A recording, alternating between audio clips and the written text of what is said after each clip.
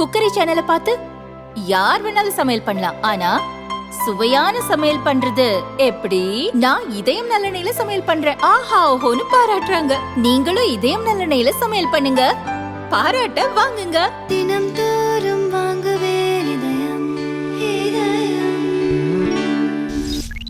Metro rail 2ஆம் திட்டம் okay சொன்ன மத்திய அரசு. 63,246 கோடி ரூபாய் திட்டத்துக்கு ஒப்புதல்.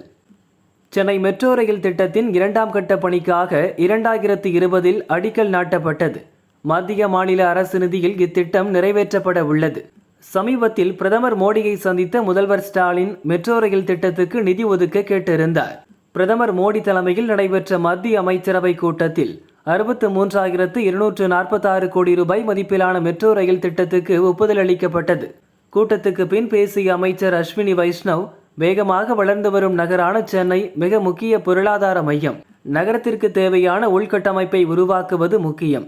மெட்ரோ ரயில் திட்டம் 2027இல் முடியும் என கூறினார். மெட்ரோ ரயில் திட்டத்தால் சென்னை மக்களின் போக்குவரத்து நெரிசல் குறையும், பொருளாதாரம் மேம்படும் என்றும் பிரதமர் மோடி தெரிவித்துள்ளார். சென்னை மெட்ரோ ரயிலின் 2ஆம் திட்டம் சென்னையின் வடக்கிலிருந்து தெற்கு, கிழக்கிலிருந்து மேற்கு என மொத்தம் 119 கிலோமீட்டர் நீளத்துக்கு அமைய உள்ளது. மாதவரம் டு சிப்காட், கலங்கரை விளக்கம் to Poonamallee bypass, Madhavaram to Sholinganallur என 3 வழித்தடங்களில் திட்டம் நிறைவேற்றப்படும். 128 மெட்ரோ நிலையங்கள் அமைய உள்ளன. கோரிக்கையை ஏற்று மெட்ரோ ரயில் திட்டத்துக்கு ஒப்புதல் அளித்ததற்காக பிரதமர் மோடிக்கு முதல்வர் ஸ்டாலின் நன்றி தெரிவித்துள்ளார். தமிழக மக்களின் நீண்ட நாள் கோரிக்கைக்கு தீர்வு காணப்பட்டுள்ளது. விரைவில் இத்திட்டத்தை நிறைவேற்றுவோம் என ஸ்டாலின் கூறியுள்ளார். மேற்காசியாவில் போர் பதற்றம். பிரதமர் மோடி இன்று ஆலோசனை.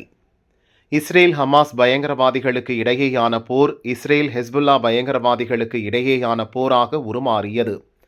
தற்போது இஸ்ரேல் ஈரான் இடையே கடும் சண்டை துவங்கியுள்ளது. இஸ்ரேலுக்கு ஆதரவு நாடுகள் குரல் கொடுப்பதால் மேற்காசியாவில் பெரும் பதற்றம் நிலவுகிறது.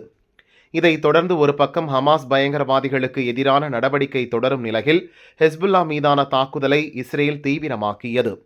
இந்நிலையில் பிரதமர் மோடி இன்று பாதுகாப்பு தொடர்பான அமைச்சர் குழு மற்றும் உயர் அதிகாரிகளுடன் முக்கிய ஆலோசனை நடத்துகிறார். இதில் இராணுவம், நிதி, வெளியுறவுத் துறைகளின் மத்திய அமைச்சர்கள், தேசிய பாதுகாப்பு ஆலோசகர் அஜித் தோவல் உள்ளிட்டோர் பங்கேற்கின்றனர். இந்த ஆலோசனைக் கூட்டத்தில் முக்கிய முடிவுகள் எடுக்கப்படலாம் என கூறப்படுகிறது. உருவாகிறது புதிய காற்றழுத்த தாழ்வு. 17 மாவட்டங்களுக்கு மஞ்சள் அலர்ட். இந்தியாவின் வட மாநிலங்களில் தென்மேற்கு பருவமழை படிப்படியாக விலகி வருகிறது. அடுத்த சில நாட்களில் முழுமையாக விலகுவதற்கான வாய்ப்புகள் காணப்படுகின்றன. அதே நேரம் தென்கிழக்கு வங்கதேசம், வடக்கு அந்தமான் கடல் பகுதிகளில் வளிமண்டல சுழற்சி காணப்படுகிறது. இதன் தாக்கம் காரணமாக வடக்கு வங்கக்கடலில் இன்று புதிதாக காற்றழுத்த தாழ்வு பகுதி உருவாக வாய்ப்புள்ளது. குமரிக்கடல் உள்ளிட்ட பகுதியில் நிலவிய வளிமண்டல கீழடுக்கு சுழற்சி தற்போது லட்சத்தீவு பகுதிகளில் காணப்படுகிறது. இதனால் தமிழகத்தில் அநேக இடங்கள், புதுச்சேரியில் இடி மின்னலுடன் மிதமான மழை பெய்ய வாய்ப்புள்ளதாக சென்னை வானிலை ஆய்வு மையம் தெரிவித்துள்ளது. செங்கல்பட்டு, காஞ்சிபுரம் உள்ளிட்ட 17 மாவட்டங்களுக்கு கனமழைக்கான மஞ்சள் எச்சரிக்கை விடுக்கப்பட்டுள்ளது. புதுக்கோட்டை, தஞ்சாவூர், திருவாரூர், நாகப்பட்டினம், மயிலாடுதுறை, கடலூர், விழுப்புரம், செங்கல்பட்டு, காஞ்சிபுரம், ராணிப்பேட்டை, அரியலூர், பெரம்பலூர், கள்ளக்குறிச்சி, வேலூர், திருவண்ணாமலை, திருப்பத்தூர், திருச்சியில் இன்று கனமழை பெய்யும். புதுக்கோட்டை, தஞ்சாவூர், திருவாரூர், நாகப்பட்டினம், கள்ளக்குறிச்சி, திருவண்ணாமலை, அரியலூர், பெரம்பலூர், திருச்சி, திண்டுக்கல், தேனி, நீலகிரி, ஈரோடு, சேலம், கடலூர், மயிலாடுதுறை, விழுப்புரம், கோவையில் நாளை கனமழை பெய்யும். சென்னை மற்றும் புறநகர் பகுதிகளில் அடுத்த 2 நாட்களுக்கு வானம் மேகமூட்டமாக காணப்படும். ஒரு சில இடங்களில் லேசான மற்றும் மிதமான மழை பெய்ய வாய்ப்புள்ளது எனவும் சென்னை வானிலை ஆய்வு மையம் கணித்துள்ளது. வானிலை முன்னறிவிப்பு செயலி புதிய வசதிகளுடன் அறிமுகம். வானிலை எச்சரிக்கை, மழை நிலவரம் உள்ளிட்ட தகவல்களை பொதுமக்கள் அறிவதற்காக ஏற்படுத்தப்பட்ட டிஎன் அலர்ட் மொபைல் போன் செயலி நவீன வசதிகளுடன் மேம்படுத்தப்பட்டு நேற்று அறிமுகப்படுத்தப்பட்டது. சென்னை எழிலகத்தில் நடந்த நிகழ்ச்சியில் அமைச்சர் சாத்தூர் ராமச்சந்திரன் அறிமுகப்படுத்தினார். Google Play Store, iOS app store ஆகிய தளங்களில் டிஎன் அலர்ட் என டைப் செய்து மொபைல் போன்களில் செயலியை பதிவிறக்கம் செய்து கொள்ளலாம். இதன் மூலம் மக்கள் தங்கள் இருப்பிடம் சார்ந்த வானிலை தகவல்கள், முன்னெச்சரிக்கை அறிவிப்புகளை அறியலாம். அடுத்த 4 நாட்களுக்கான வானிலை முன்னறிவிப்பு, தினசரி மழை அளவு, நீர்த்தேக்கங்களின் நீர் இருப்பு, வெள்ள அபாயம் குறித்த விவரங்களை அறிய முடியும். பேரிடர் மற்றும் கனமழை காலங்களில் மக்கள் தங்கள் புகார்களை தெரிவிக்கவும் மாவட்ட நிர்வாகத்தை தொடர்பு கொள்ளவும் இதில் வழிவகை செய்யப்பட்டுள்ளது. அமைச்சர் தலையிட்டும் முடியாத சாம்சங் தொழிலாளர்கள் ஸ்ட்ரைக். காஞ்சிபுரம் சுங்குவார் சத்திரத்தில் அமைந்துள்ளது எலக்ட்ரானிக் பொருட்கள் தயாரிக்கும் சாம்சங் தொழிற்சாலை.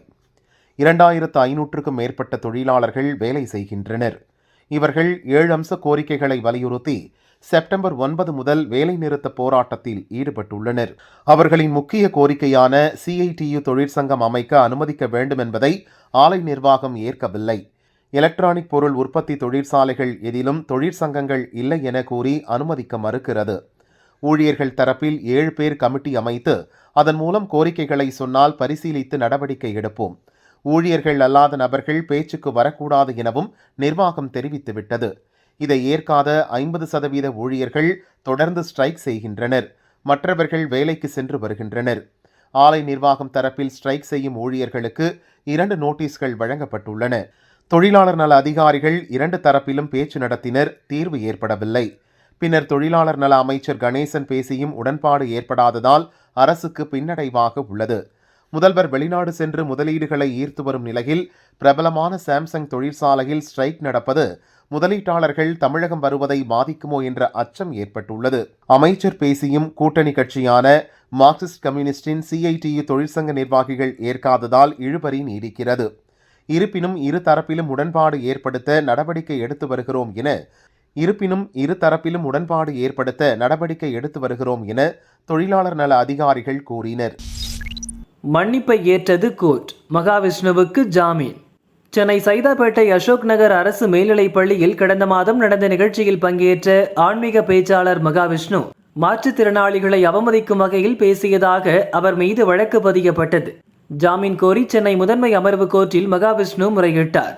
மாற்றுத்திறனாளிகளை புண்படுத்தும் நோக்கில் எதுவும் பேசவில்லை. தமது பேச்சு அவர்களை காயப்படுத்தி இருந்தால் நிபந்தனை இல்லாமல் மன்னிப்பு கேட்கிறேன். தன்னுடைய முழு பேச்சையும் கேட்காமல் போலீசார் பொய் வழக்கு பதிவு செய்துள்ளனர் என கூறியிருந்தார். ஜாமீன் தர போலீஸ் தரப்பில் எதிர்ப்பு தெரிவிக்கப்பட்டது. இந்த வழக்கு மீண்டும் நீதிபதி கார்த்திகேயன் முன் விசாரணைக்கு வந்தது. மகாவிஷ்ணு சமர்ப்பித்த மன்னிப்பு கடிதம் உள்ளிட்ட ஆவணங்களை பரிசீலித்த நீதிபதி அவருக்கு ஜாமீன் வழங்கினார். முன்னதாக அசோக் நகர் அரசு பள்ளியில் நடந்த தன்னம்பிக்கை நிகழ்ச்சியில் உரையாற்றிய மகாவிஷ்ணு பாவ புண்ணியம் மறுபிறவி பற்றி பேசினார். உடல் குறைபாடுடன் பிறப்பது கடந்த பிறவியில் செய்த பாவத்தின் விளைவு என கூறினார். அவரது பேச்சை மாற்றுத்திறனாளி ஆசிரியர் சங்கர் எதிர்த்தார். பள்ளியில் ஆன்மீகம் பற்றி பேசக்கூடாது என்றார். இதனால் இருவருக்கும் வாக்குவாதம் ஏற்பட்டு சர்ச்சையானது. பள்ளியில் விசாரித்த அமைச்சர் மகேஷ் பேச்சாளர் மகாவிஷ்ணுவை சும்மா விடமாட்டேன் என்றார். அப்போது ஆஸ்திரேலியா சென்றிருந்த மகாவிஷ்ணு தம் மீது வழக்கு பதிவு செய்ததை அறிந்து திரும்பி வந்தார். ஏர்போர்ட்டில் அவர் கைது செய்யப்பட்டார். 27 நாட்கள் சிறைக்கு பிறகு தற்போது ஜாமீன் கிடைத்துள்ளது. இவங்க வச்சதுதான் சட்டம். வாரி குவிக்கும் தாசில்தார்கள். பெரம்பலூர் மாவட்ட வருவாய்த்துறையில் 10 வருஷமா ஆர்ஐ துணை தாசில்தார்கள் வச்சதுதான் சட்டமா இருக்குதான். ரொம்பவும் சின்ன மாவட்டமா இருக்கிறதால இவங்க அசைக்க முடியாத சக்தியா இருக்காங்களா. மாவட்டத்துக்கு புதுசா வர்ற கலெக்டர், DRO, RTOன்னு எல்லா உயர் அதிகாரிகளையும் இவங்க தான் வழி நடத்துறாங்களாம். இதனால மக்களோட பிரச்சனைகளுக்கு தீர்வு கிடைக்கிறதுல காலதாமதம் ஏற்படுறதும் இல்லாம அவங்கள அலைய விடுறதாவும் சொல்றாங்க. அதுலயும் தாசில்தார்கள் பலரும் குழுவா சிண்டிகேட் போட்டு செயல்படுறாங்களாம். இவங்க கண்ணசைவு இல்லாம வருவாய்த்துறையில அணுவும் அசையாதுன்னு சொல்றாங்க. இதை பயன்படுத்தியே பலரும் கோடிக்கணக்கில் சொத்துகளையும் குவிச்சிட்டாங்கன்னு பேசிக்கிறாங்க. SP தனிப்பிரிவு பணியில் சொகுசு. இடமாற அடம்பிடிக்கும் போலீசார். கூண்டோடு மாற்றம். தூத்துக்குடி மாவட்ட SP தனிப்பிரிவில் இருக்கிற நிறைய போலீசார் 3 வருஷம் தாண்டியும் அங்கேயே இருக்காங்களாம். அதுலேயும் சில பேர் 6 வருஷமா தனிப்பிரிவை விட்டு நகரவே மாட்டேன்னு அடம்பிடிக்கிறாங்களாம். அப்படி என்னடா நடக்குதுன்னு விசாரிச்சா தனிப்பிரிவில் டியூட்டி நேரம் யூனிஃபார்ம் கிடையாது. இஷ்டத்துக்கு வரலாம் போகலாம். எல்லாத்துக்கும் மேலே மாமூல் கொட்டுங்கிறதால யாரும் அந்த இடத்த விட்டு போக மாட்டேங்கிறாங்களாம். சில இடங்களில் ஏதாவது புகாரில் சிக்கி சஸ்பெண்ட் ஆனால் கூட தங்களுக்கு வேண்டிய அதிகாரிகளை பிடிச்சு மறுபடியும் தனிப்பிரிவுக்கு வந்துட வேண்டியது. இதே மாதிரி கண்ட்ரோல் ரூம், DSP ஆஃபீஸ்களையும் பல வருஷமாக அசையாமல் இருக்கிற போலீஸ்காரங்க அதிகாரம்தான் கொடி கட்டி பறக்குதான். அதனால் எல்லாரையும் கூண்டோடு மாற்றினாதான் சட்டம் ஒழுங்கை சரியாக பாதுகாக்க முடியும்னு கீழ்மட்ட அதிகாரிகள் புதுசாக வந்திருக்கிற SP காதில் இந்த விஷயத்தை போட்டிருக்காங்களாம். முகமது அசாருதீனுக்கு சிக்கல். அமலாக்கத்துறை சம்மன். இந்திய கிரிக்கெட் அணியின் முன்னாள் கேப்டன் முகமது அசாருதீன் 2009இல் உத்தரப்பிரதேசத்தின் மொராதாபாத் லோக்சபா தொகுதியில் காங்கிரஸ் சார்பில் போட்டியிட்டு வென்றார். ஹைதராபாத் கிரிக்கெட் சங்கத்தின் தலைவராக கடந்த 2019 முதல் 2023ஆம் ஆண்டு வரை பதவி வகித்தார். அப்போது ஹைதராபாத்தின் உப்பலில் ராஜீவ்காந்தி கிரிக்கெட் மைதானம் கட்டப்பட்டது. மைதானத்திற்கு தேவையான தீயணைப்பு சாதனங்கள், கூடாரங்கள் அமைப்பதற்கு ஒதுக்கப்பட்ட நிதியில் ரூபாய் 20 கோடி முறைகேடு நடந்திருப்பது விசாரணையில் தெரிந்தது. அசாருதீன் மீது தெலங்கானா போலீசார் குற்றப்பத்திரிகை தாக்கல் செய்தனர். இது தொடர்பான ஆவணங்கள் மற்றும் கணக்கில் வராத ரூபாய் 10.39 லட்சம் கடந்த ஆண்டு அமலாக்கத்துறை நடத்திய சோதனையில் கைப்பற்றப்பட்டது. இதன் அடிப்படையில் அசாருதீன் மீது பணப்பரிமாற்ற மோசடி தடுப்புச் சட்டத்தில் அமலாக்கத்துறை வழக்கு பதிவு செய்தது. இந்த வழக்கு குறித்த விசாரணைக்கு நேற்று நேரில் ஆஜராகுமாறு அமலாக்கத்துறை நோட்டீஸ் அனுப்பியிருந்தது. இந்நிலையில் ஹைதராபாத்தில் உள்ள அமலாக்கத்துறை அலுவலகத்தில் அக்டோபர் 3ஆம் தேதி ஆஜராகுமாறு முகமது அசாருதீனுக்கு அமலாக்கத்துறை சம்மன் அனுப்பியது. 4 நாள் சிகிச்சைக்கு பின் நலமுடன் வீடு திரும்பினார் ரஜினி. நடிகர் ரஜினிகாந்த் திடீர் உடல்நலக்குறைவு காரணமாக கடந்த 30ஆம் தேதி சென்னை கிரீம் சாலையில் உள்ள அப்பல்லோ மருத்துவமனையில் அட்மிட் செய்யப்பட்டார். பரிசோதனையில் அவருக்கு வயிற்றுப் பகுதியில் உள்ள இரத்த நாளத்தில் வீக்கம் இருந்தது தெரிந்தது. இதையடுத்து டாக்டர்கள் குழுவினர் இரத்த நாளத்தில் உள்ள வீக்கத்தை சரி செய்யும் வகையில் ஸ்டென்ட் பொருத்தினர். ஸ்டென்ட் பொருத்தப்பட்ட பிறகு அவசர சிகிச்சை பிரிவில் அனுமதிக்கப்பட்டிருந்த ரஜினிகாந்த் சாதாரண வார்டுக்கு மாற்றப்பட்டார். தொடர்ந்து மருத்துவக் குழு அவரை கண்காணித்து வந்தது. பிரதமர் மோடி, முதல்வர் ஸ்டாலின் உள்ளிட்ட தலைவர்கள் ரஜினிகாந்தின் உடல்நலம் குறித்து விசாரித்தனர். பூரண குணமடைந்த ரஜினிகாந்த் மனைவி லதா மற்றும் உறவினர்கள் டாக்டர்களுடன் வழக்கம் போல பேசினார். தனது வழக்கமான பணிகளை அவரே மேற்கொள்வதாகவும் வீடு திரும்புவதற்கான உடல் தகுதியுடன் அவர் இருப்பதாகவும் மருத்துவமனை சார்பில் தெரிவிக்கப்பட்டது. இதையடுத்து இன்று அதிகாலை மருத்துவமனையிலிருந்து ரஜினிகாந்த் தனது வீட்டுக்கு திரும்பினார். ரஜினிகாந்த் டிஸ்சார்ஜ் செய்யப்பட்டாலும் டாக்டர்கள் ஆலோசனைகளின்படி சில வாரங்கள் அவர் தனது இல்லத்திலேயே ஓய்வு எடுப்பார் என்று கூறப்படுகிறது.